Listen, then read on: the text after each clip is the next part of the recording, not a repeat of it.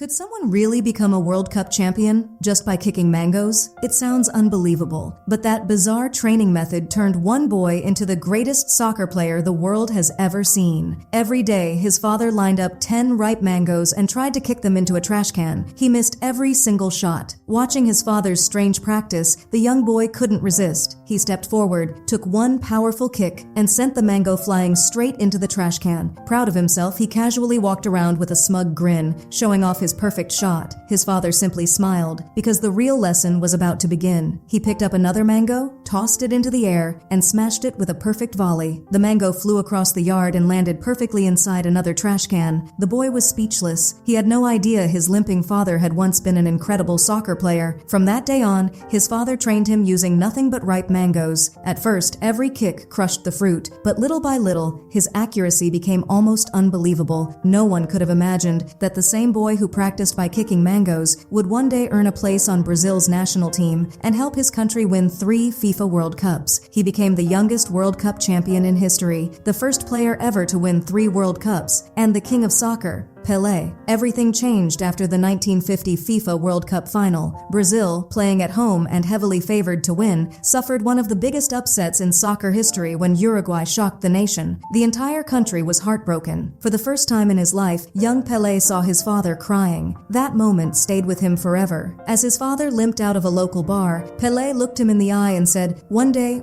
I'll win the World Cup for Brazil. I promise." His father smiled, believing it was nothing more than a child's attempt to comfort him. Then he said, "Son, don't make soccer your career. I was a player once. I had fame. I had dreams, but one serious injury took everything away. Now I clean floors just to survive." His mother agreed. "Focus on school. That's the only future you can count on." But Pelé's heart belonged to only one thing: soccer. One day he overheard a group of wealthy kids talking excitedly about the game. When Pelé tried to join the conversation, they mocked him and humiliated him with the very sport he loved. Back then, the name Pelé meant nothing. No one knew that one day it would become one of the greatest names in sports history. Sometime later, a major soccer tryout was announced in their town. Without telling his parents, Pelé secretly signed up. Soccer was the only thing that truly made him happy. The problem was, he didn't even own a real soccer ball, so he and his friends tied together a pile of old socks to make a homemade ball. They spent hours playing with it every single day. They couldn't afford shoes, so they played barefoot. And since they didn't have a proper field, the narrow, uneven streets became their soccer pitch. Those streets became Pelé's greatest teacher. But when the tryouts began, one problem became obvious. He had never played with a real soccer ball before. Sometimes he'd kick it so hard it flew completely off the field. Other times he'd lose control and stumble over his own feet. The heavy ball even slammed into his skinny chest so hard that it knocked the wind out of him. But after a few days, he adjusted. His incredible talent quickly took over. One win after another,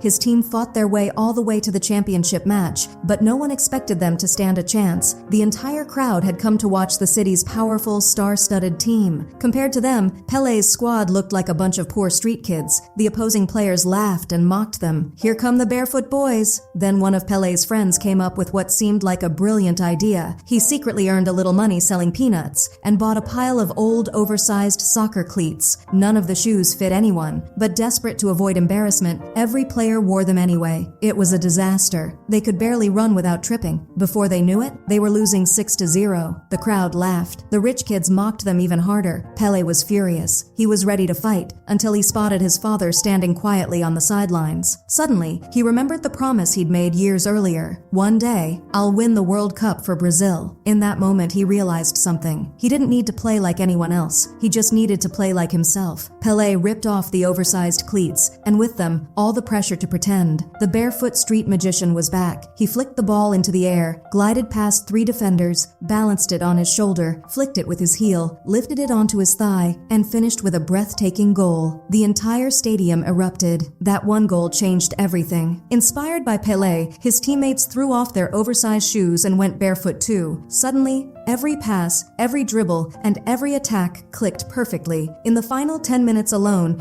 they stormed back from 6-0 to 6-5. Pelé danced through defenders as if they weren't even there. His team ultimately lost by a single goal, but that day, everyone knew who the real winner was. The crowd had just witnessed the birth of of a future legend, and for the first time, people began to believe that this skinny barefoot boy might one day become the face of Brazilian soccer. But life had one more heartbreaking test waiting for him. Not long afterward, debt collectors came looking for Pelé's family. Pelé and his friends ran through the pouring rain, desperate to escape. They took shelter inside a nearby cave. Then disaster struck. A sudden flash flood triggered a massive landslide, sealing the cave's entrance beneath tons of mud. Pelé barely made it out alive, but his best friend was trapped inside forever. The tragedy shattered him. He couldn't stop blaming himself. Every day, he carried the weight of survivor's guilt. Eventually, the pain became too much. Pelé made the heartbreaking decision to walk away from soccer forever. Instead, he began working alongside his father as a janitor. But his father knew the truth. His son's heart still belonged to the game. One day, he picked a mango from a tree and started awkwardly juggling it with his feet. Pelé instantly understood the message.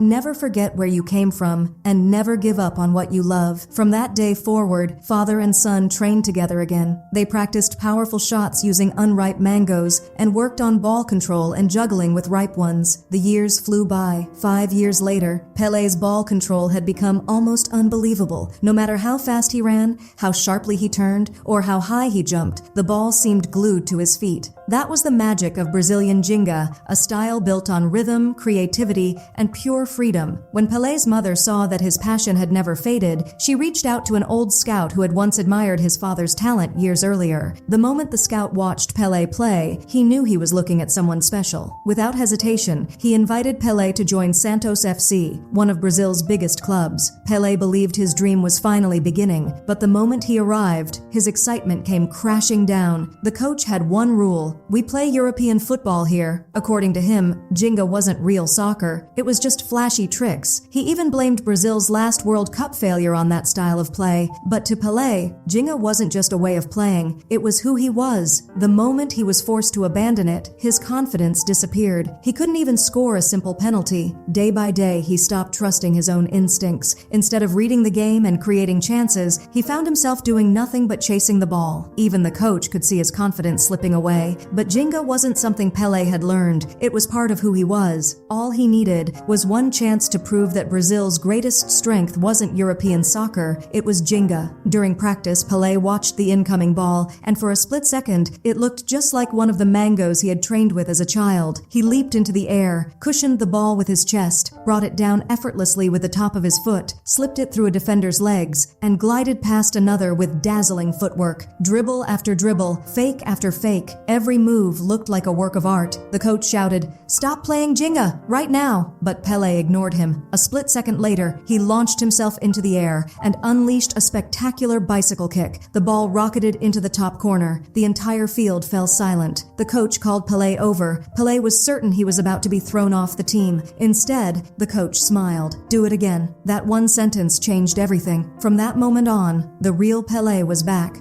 He dominated every training session. Before long, the young man with the incredible Ginga style became one of the most talked about players in Brazil. He moved from the junior squad to the youth team to the professional club and finally earned his place on Brazil's national team. But there was one problem. The World Cup was only a month away. Then, the president of Brazil issued a shocking order. No player would be allowed to use the Ginga style. After Brazil's previous World Cup heartbreak, he believed the country couldn't afford another embarrassment. The coach had no choice. He rushed to teach the entire team a European style of soccer. But after spending their whole lives playing one way, changing everything in just a few weeks was impossible. The players looked uncomfortable, and Pelé was no different. The confidence that once defined him was replaced by fear. Then things got even worse. He injured his knee during training. With the World Cup just around the corner, the coach decided to leave him on the bench. Even without him, Brazil fought its way into the quarterfinals. Then disaster struck. 3 key players suffered injuries and couldn't continue. The coach had no choice. An only partially recovered Pelé was suddenly thrown onto the biggest stage in the world. But before kickoff, his nerves completely took over. He was so overwhelmed that he kept throwing up before the match. The deafening crowd, the pressure, the expectations froze him. As soon as the game began, the powerful defenders knocked him to the ground again and again. He looked completely lost. Fortunately, his teammates stepped up, and Brazil somehow escaped with the win. but waiting in the semi-finals was a powerhouse, France. Pelé kept putting his head down and trying to dribble through everyone by himself. Every attack ended the same way. He was surrounded, stripped of the ball, and France made them pay. They scored the opening goal. Halftime, Pelé's confidence was completely shattered. He walked into the locker room and looked at one of the senior players who had just recovered enough from his injury. "You should take my place," Pelé said quietly. "You're the only one who can save Brazil." The veteran smiled and shook his head. "The problem isn't your feet, it's your mind. Believe in yourself." As the second half kicked off, Pelé looked into his teammates' eyes and saw nothing but trust. That was the moment everything changed. The Jenga was back. His body moved with effortless rhythm as he glided past defenders. Every touch felt natural. Every move was full of confidence. He flicked the ball over one defender, skipped past another, then unleashed a stunning side volley. Goal. The ball rocketed into the back of the net, and the stadium exploded. But that was only the beginning. Pelé put on a masterclass, showing the world the beauty of Brazilian Jenga football. When he completed his hat trick, the 17-year-old had made history. Brazil stormed into the 1958 FIFA World Cup final. Now, all eyes were on the biggest match of their lives. Their opponents were the host nation, Sweden, one of the strongest teams in the tournament. Every statistic, every prediction, and every expert favored Sweden. Most people believed the final was already decided. To make matters worse, Sweden's coach mocked Brazil during a press conference, saying their players looked like cripples, claiming some had uneven legs while others were physically flawed. Those comments hit Brazil's players hard. Many of them had grown up in poverty, and the insults brought back painful memories. Sensing the team's confidence fading, Pelé came up with an unusual idea. "Let's play street football, just like we used to." They turned the hotel hallway into their own little neighborhood pitch. They laughed, dribbled, juggled the ball, and played with complete freedom. Within minutes, the tension disappeared. The smiles were back. Watching from a distance, the coach finally realized his biggest mistake. He gathered the team and said, "Forget everything I've taught you. Go back to the way you fell in love with football. Jenga is Brazil's true identity. I don't know if we'll win, but we'll play our own game." As the roar of thousands of fans echoed through the stadium, the 1958 FIFA World Cup final finally began. Sweden had one clear mission: stop Pelé at all costs.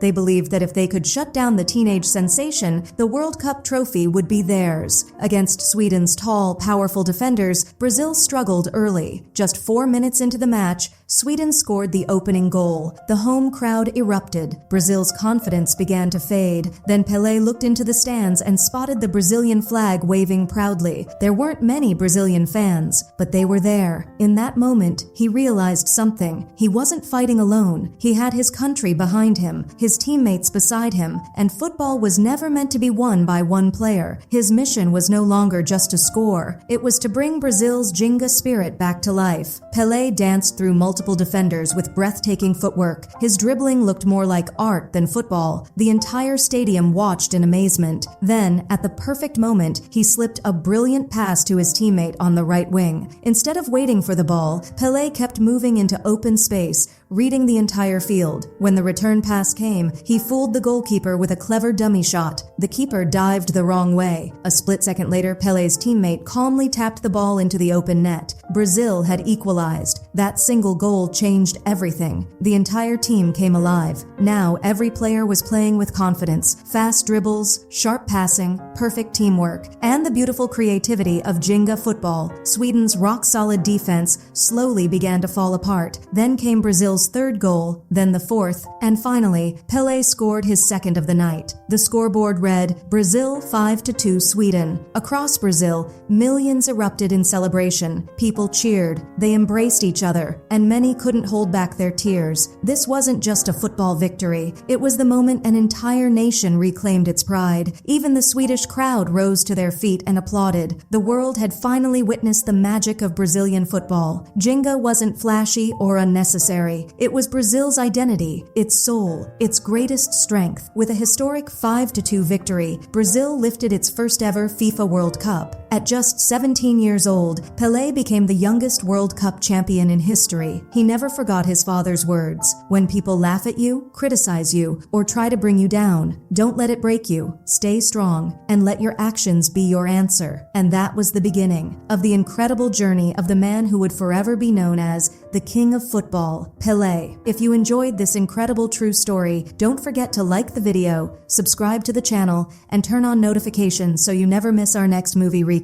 Thanks for watching, and we'll see you in the next one.